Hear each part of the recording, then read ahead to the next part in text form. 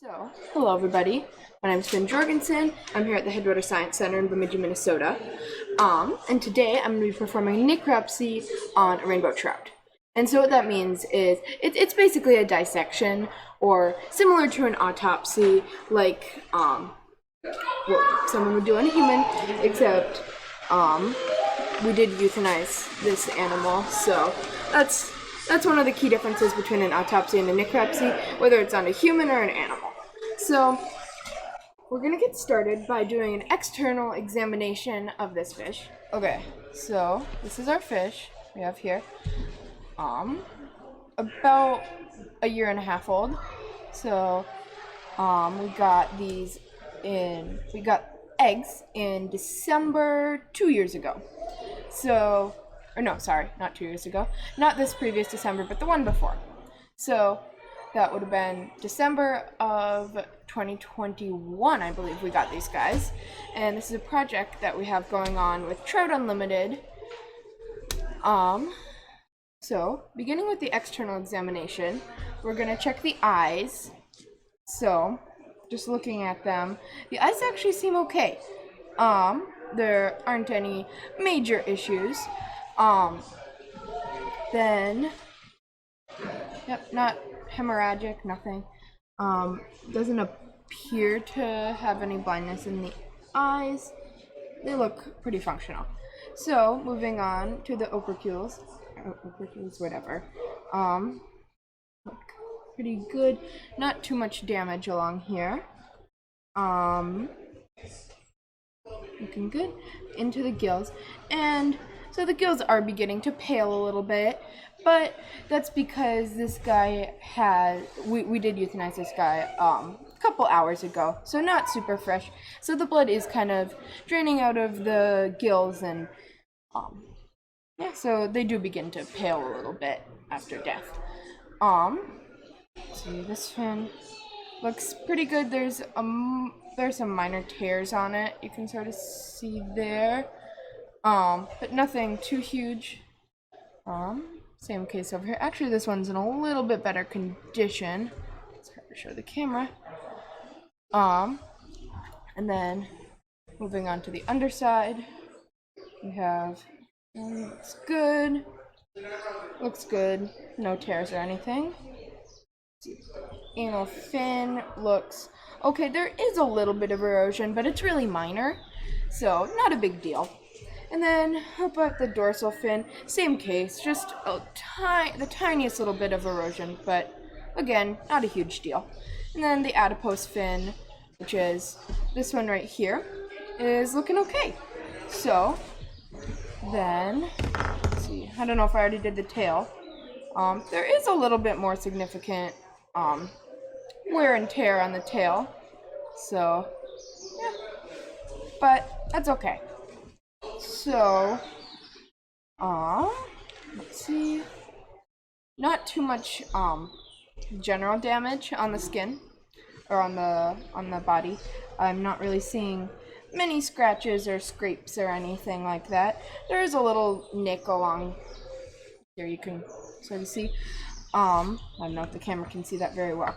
So we are going to move on to the internal examination. So here we go. So we're going to start off on the internal examination now. And I'm going to start by opening up the body cavity, which oops.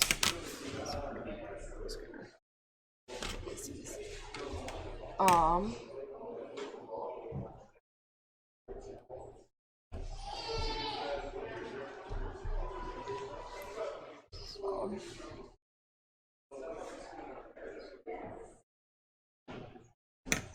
actually gonna go with the scalpel for this guy just because a little bit.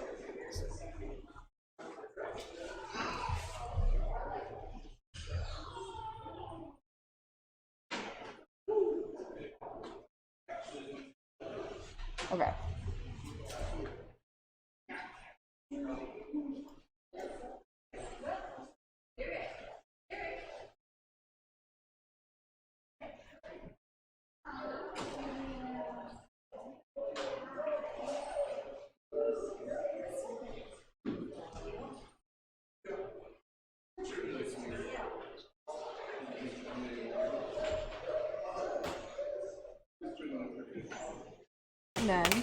once we get to these fins, I do need to use some snips just so that I can get through the bone right here. Oops. Here, honey. I'll get you. Looks like we have some visitors. Okay.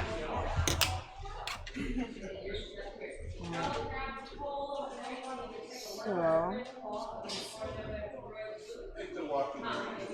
opened up.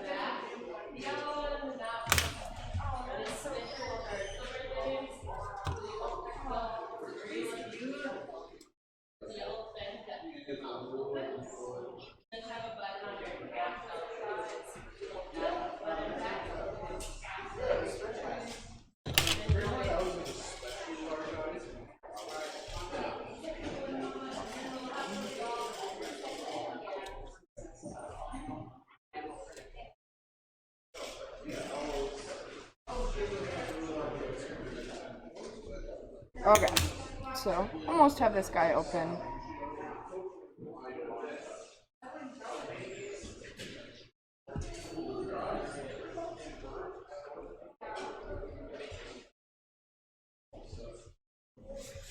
Alright, so got it open, and as you can see, got a lot of organs in there.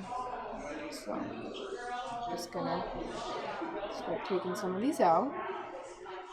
So first, this is the spleen right here. See it? It's this black, very, very dark red organ here, which I'll show you.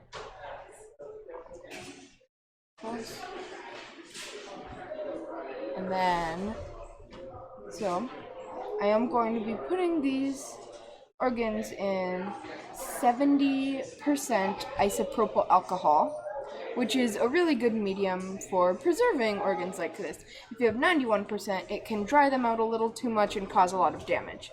So we don't really want to do that. What are you seeing right now? So just the stomach right here, the intestine. I already got the spleen out.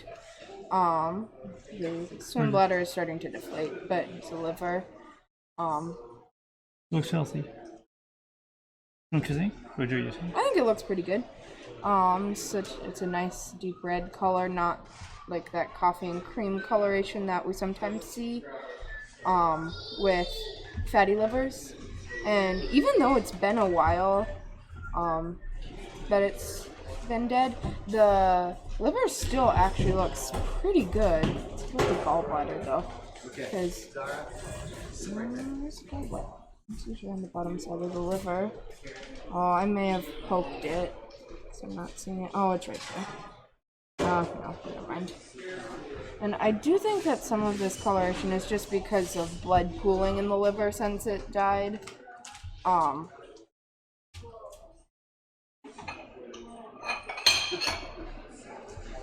Yeah. Here's the liver. It's a really pretty nice color. Looks like I did puncture the gallbladder and separate it on accident. It's actually a pretty small liver compared to a lot of the other ones that we've had. But I think that's just because this one was one of our smaller fish too, from our original batch. Alright, and then just in here, it's also just a little bit of just adipose tissue. Right here. There's actually, this one's got a bit of adipose tissue along the intestines. Not much though. Yeah, not bad. All this white tissue along here. Then the stomach's pretty big compared to a lot of the wild counterparts, but that's probably just because there's a more steady source of food, so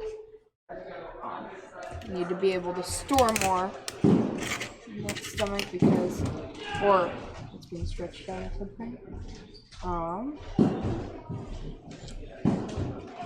And cut some of these tubes in here. Okay, so we've got all these out. And so here's the stomach. As I said, it's relatively large. Pretty full. And we do feed them, I believe it's called Trout chow. So, it's not the healthiest feed. It's frequently used for, a lot of fisheries use it. So we are hoping to potentially move away from that to a feed that's a little bit healthier. And so that's something to consider at least, that farmed fish don't always, or a lot of them tend to have a higher fat content. I'm gonna open up the stomach now. And obviously we already know what's in here, but it's just interesting. I'm gonna get this stuff off of here first.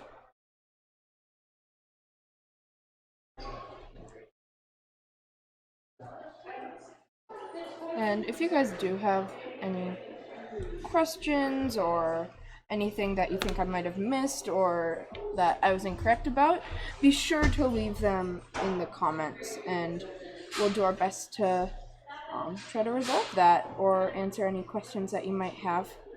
Because, yeah, that's what we do here at the Science Center.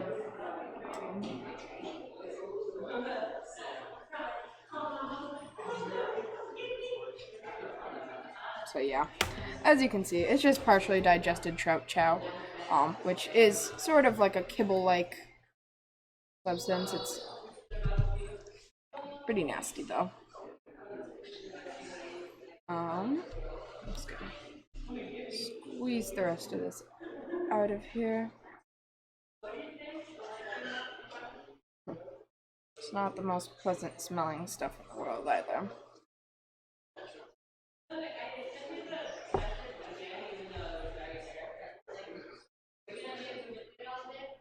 Okay, so got all this. This is the stomach empty. There is a slit in it right here, but as you can see, the lining of the stomach has these cool, or this cool texture pattern on it. Sort of lines. It's really interesting. Anyway, get that to the side.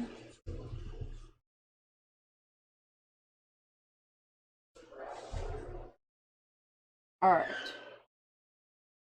Now, we want to look at the heart. I may have accidentally bumped it with scalpel when I was going in for something else.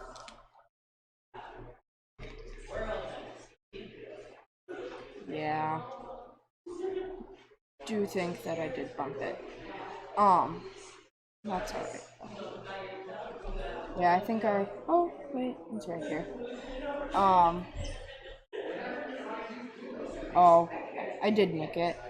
When I was disconnecting the digestive system. But, oh, no, it's still here.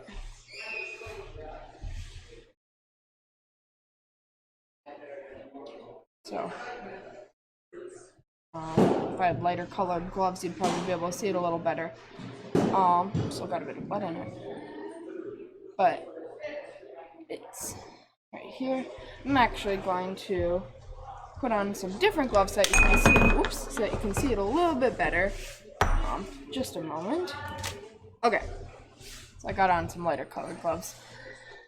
So you can probably see the heart a little bit better. It's a really interesting organ in fish. Roll it over. It's got, honestly, a very similar shape to what you see as like the heart shape. Not the shape of a human heart really, but it is relatively similar, but it does look a bit more like, if you turn it the right way, like how people tend to draw a heart. At least more so than a human's. I don't know if you guys can see it, but here we go. So I'm gonna pop that in our isopropyl alcohol solution. Hey everyone, this is Future Finn. I'm here because I forgot to mention something really important. When we take a fish out of the wild to perform a necropsy, we like to remove the otoliths, which are a sort of bony structure kind of by the spine between the gills. And it's pretty hard to access, but it can be really useful because if you make a cross section of it and look at it under a microscope, you can tell their age because they grow rings around it every year, sort of like a tree. Obviously, we wouldn't need to do this on these guys because they're in captivity and we hatch them so we know exactly how old they are. So I got the last of the intestines and the digestive tract out now. Let's see. So in here, there's going to be some slightly more processed food. So if I squeeze it, yeah, there you go. It's kind of the next stage of the process. And that's a bit closer to what their feces would be like. Instead of more like still very undigested trout chow there. So, yeah. This is really nasty, actually. We do also like to look for parasites, just in case, because if one of our fish does have parasites in our tank, we do really want to know about that, because then hopefully we can see about some solutions for that. Alright. And so, I don't know if I mentioned this earlier, but rainbow trout are very closely related to salmon, and all trout are in a similar family to salmon. So they do have, a lot of them have that same pinkish colored flesh. You'll find that more as they age. So if I were to have done this necropsy 8 months ago, per se, it wouldn't have been quite as distinctly pink. The flesh would have been a little bit more white. Which, I mean, that's just that's the process of aging for them. Once they're adults, that's usually. And so there's a lot of times there's a lot of discussion about the difference between rainbow trout and steelhead trout. And they are pretty much the same species, except steelhead trout will migrate out to the ocean and come back, whereas rainbow trout just stay in the lakes and are only in freshwater. And it is technically the same species, it's just what they do once they're an adult, whether they go out to the ocean or just stay in the lakes. So yeah, and steelhead trout, when they go out to the ocean, they do get significantly bigger, which is why that's like if you go to the grocery store and you look for trout, you're probably going to find steelhead trout because they're pretty easy to farm. A lot of times you'll see that it's a product of Chile, and that's because they have, a lot of people don't know this, but they have a lot of, they're very similar to the fjords in Norway. So they will, in those fjords, which are, they are saltwater, they will set up these huge perimeter nets which keep all the fish in a certain area while also letting them be out in the ocean. And what they do is that they'll drop feed in there and everything like that. But it's technically not wild caught, even though it was in the ocean. So you'll see a lot of it is product of Chile. Alright, thanks for watching everybody. I hope you learned a lot. Make sure to like and subscribe for more fun and educational science videos. Thanks!